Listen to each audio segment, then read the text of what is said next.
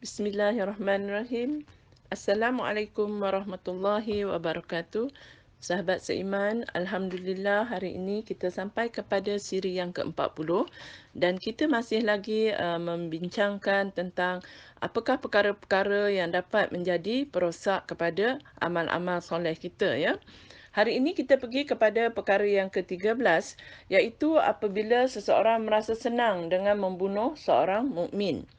Sebagaimana Allah berfirman di dalam surah An-Nisa ayat yang ke-93, iaitu, dan barang siapa membunuh seorang yang beriman dengan sengaja, maka balasannya ialah neraka jahanam. Dia kekal di dalamnya. Allah murka kepadanya dan melaknatnya serta menyediakan azab yang besar baginya. Bagaimana kita sepatutnya memahami ayat yang suci ini bila Allah mengancam dengan neraka dan pembunuh kekal di dalamnya, ya?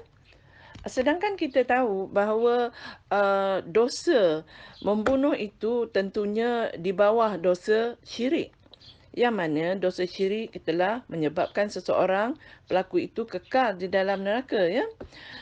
Jadi bila kita lihat di dalam surah Al-Furqan ayat yang ke-70, di mana Allah berfirman, kecuali orang-orang yang bertaubat dan beriman dan mengerjakan kebajikan, maka kejahatan mereka diganti Allah dengan kebaikan. Allah Maha Pengampun, Allah Maha Penyayang. Jadi sebahagian ulama mengatakan bahawa hal tersebut hanya terkena kepada orang-orang yang tidak bertaubat. Ya, sekiranya si pembunuh itu tidak bertaubat sehingga ke akhir hayatnya, maka dia diancam dengan kekal di neraka, dan dia tidak akan mendapat pengampunan, malahan nasibnya tak ubah seperti orang-orang yang melakukan syirik yang tidak bertaubat sehingga ke akhir hayat mereka. Tetapi sekiranya mereka bertaubat sebagaimana yang Allah telah ceritakan di dalam surah Al-Furqan ayat yang ke-70 tadi, iaitu orang-orang yang bertaubat itu dia terlepas daripada dosanya seperti orang-orang yang tidak pernah melakukan dosa-dosa tersebut, ya. Begitu juga kita ambil pengajaran daripada ayat yang suci ini, yang mana sekalipun bagi orang-orang yang telah terlanjur melakukan syirik di dalam kehidupannya, sekiranya mereka bertaubat sebelum, ya, roh sampai ke kerongkongan, dengan taubat yang benar-benar ikhlas semata-mata kerana Allah dan memenuhi syarat-syarat taubat seperti taubat nasuha kepada Allah, maka Allah yang Maha Pengampun, Maha Penyayang, dengan rahmat Allah yang Maha Luas, Allah akan menerima taubat hamba-hambanya. Terdapat juga hadis-hadis yang menceritakan tentang besarnya dosa bagi mereka yang melakukan pembunuhan terhadap seorang mukmin. Daripada Abdullah bin Mas'ud radhiyallahu anhu, bahawasanya Rasulullah sallallahu alaihi wasallam bersabda, tidaklah terbunuh satu jiwa secara zalim, melainkan atas anak Adam yang pertama mendapat bahagian dari dosanya, kerana dialah yang pertama kali mencontohkan pembunuhan tersebut. Ini hadis yang dikeluarkan oleh Imam Bukhari dan Imam Muslim. Bermakna ini juga menunjukkan kepada kita bahawa sekiranya kita menjadi orang yang mencontohkan kepada keburukan, dosa, sekiranya orang lain mengikuti perbuatan tersebut, maka kita juga mendapat dosa-dosa itu sebagaimana dosa orang-orang yang melakukannya, kerana kita adalah orang yang menjadi contoh kepada kejahatan itu. Sebagaimana dalam hadis ini dikatakan, sekiranya seseorang membunuh jiwa orang lain, maka anak Nabi Adam yang pertama yang telah mencontohkan dosa pembunuhan itu pertama-tama kalinya pertumpahan darah di muka bumi ini, maka beliau juga mendapat dosa sebagaimana pelakunya dosa pembunuhan yang berlaku pada hari ini. Ya, begitu juga kita faham terbalikkan daripada hadis ini adalah orang-orang yang memulai atau mencontohkan sesuatu kebaikan, maka baginya juga pahala kebaikan tersebut sebagaimana pelakunya. Sekiranya orang lain mencontohi amal perbuatan baiknya itu, ya. Dan seterusnya adalah hadis daripada Ubadah bin Samit radhiyallahu anhu dari Rasulullah sallallahu alaihi wasallam bahawa beliau bersabda, barang siapa membunuh seorang mukmin sedang ia merasa bangga, senang hati, gembira melakukannya, maka Allah tidak akan menerima darinya ganti dan tebusan apapun. Ini juga adalah hadis sahih yang dikeluarkan diriwayatkan oleh Imam Abu Daud. Seterusnya daripada hadis Rasulullah sallallahu alaihi wasallam, baginda bersabda yang mana barang siapa yang membunuh seorang mukmin lalu ia merasa senang terhadap pembunuhannya itu, maka Allah tidak akan menerima ibadat yang wajib dan yang sunnah darinya. Ini adalah hadis yang dikeluarkan oleh Imam Abu Daud juga, ya. Menunjukkan bahawa apabila kita terlibat dalam perkara-perkara begini, wa'liyazubillah min zalik, semoga kita jauhkan Allah, ya, daripada perkara-perkara dosa-dosa besar sebegini, sesungguhnya ia menjadi faktor utama dalam rosaknya amal-amal ibadat kita, ya. Yang mana kadang-kadang pada hari ini dalam dunia yang serba canggih, serba moden ini, uh, ada saja manusia yang menjadikan pembunuh upahan itu sebagai profession, pekerjaan mereka. Dan jangan kita menyangka apabila kita tidak melakukan pembunuhan itu dengan tangan kita sendiri, malahan kita mengupah sesuatu pihak ataupun seseorang untuk melakukan pembunuhan ke atas orang lain, bagi pihak kita sesungguhnya kita juga telah mengambil peranan utama, malahan kita juga mendapat ancaman dan dosa yang besar sebagaimana yang diancam dalam ayat Al-Quran tadi dan juga hadis-hadis Nabi yang telah kita bacakan tadi, ya.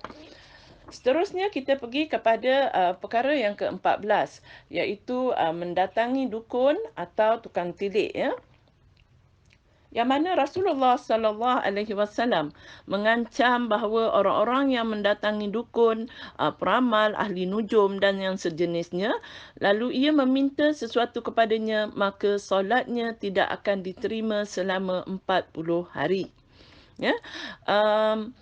Maka apakah orang-orang yang terlibat di dalam perlakuan mendatangi dukun dan ahli nujum, peramal dan sebagainya ini tidak perlu solat selama tempoh 40 hari tersebut?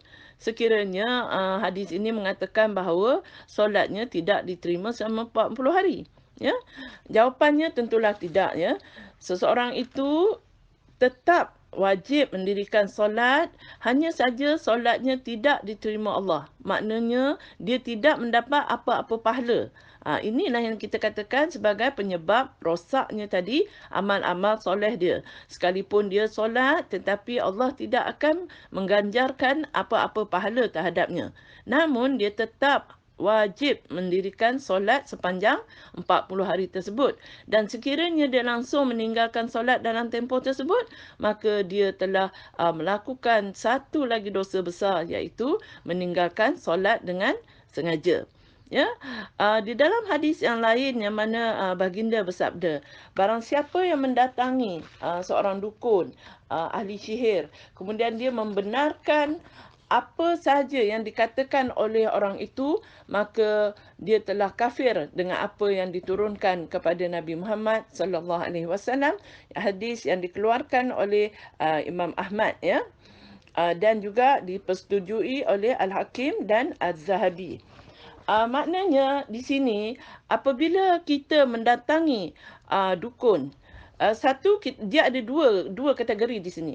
Pertama adalah sekiranya kita mendatangi dukun, ahli sihir dan sebagainya sekadar suka-suka.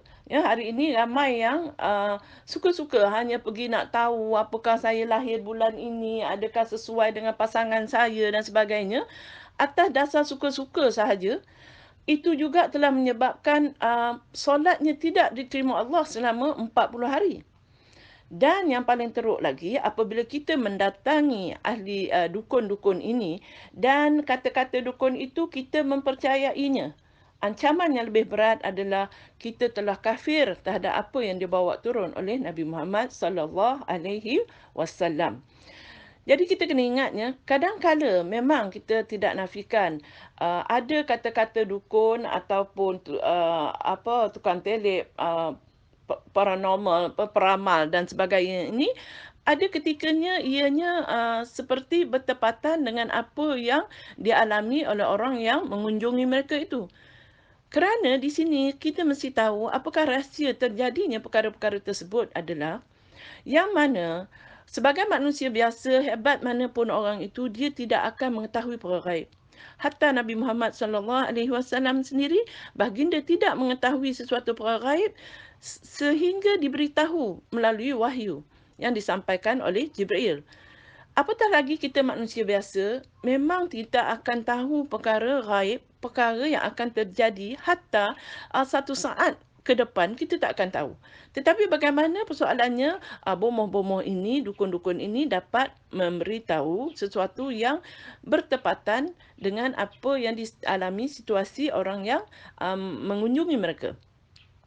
Rahsianya adalah bahawa setiap kita mempunyai qarin, iaitu syaitan pendamping. Yang mana syaitan pendamping dukun ini tadi telah kontak, seperti menghubungi syaitan pendamping kita, qarin kita, yang mana syaitan dan bentuk jin ini juga mereka ada cara komunikasi secara mereka lah, ya.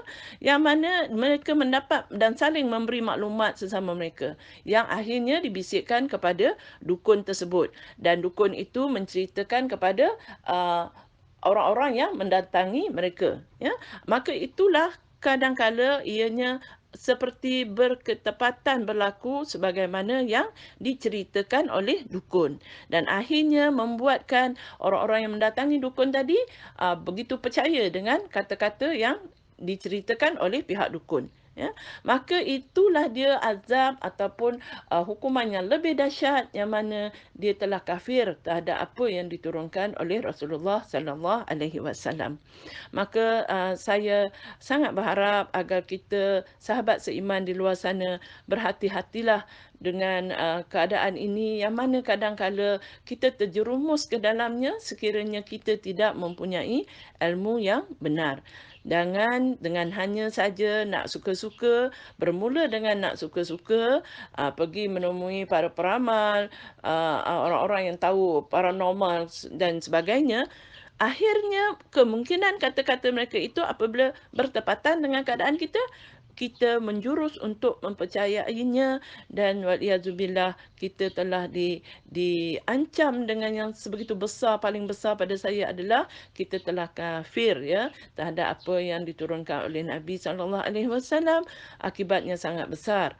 Kita telah menjerumuskan diri kita akhirnya kepada syirik yang besar, ya. Bukan sekadar sebagai perosak kepada amal-amal ibadat kita saja, malahan akhirnya kita diancam dengan kekal di neraka sekiranya kita tidak bertaubat, ya, segera mungkin. Jangan kita menunggu sehingga menunda-nundakan taubat itu sehingga mungkin lambat lagi aku nak mati, aku masih muda dan sebagainya. Tetapi bersegera bertaubat sekiranya kita tergelincir ke dalam perkara-perkara yang sebegini.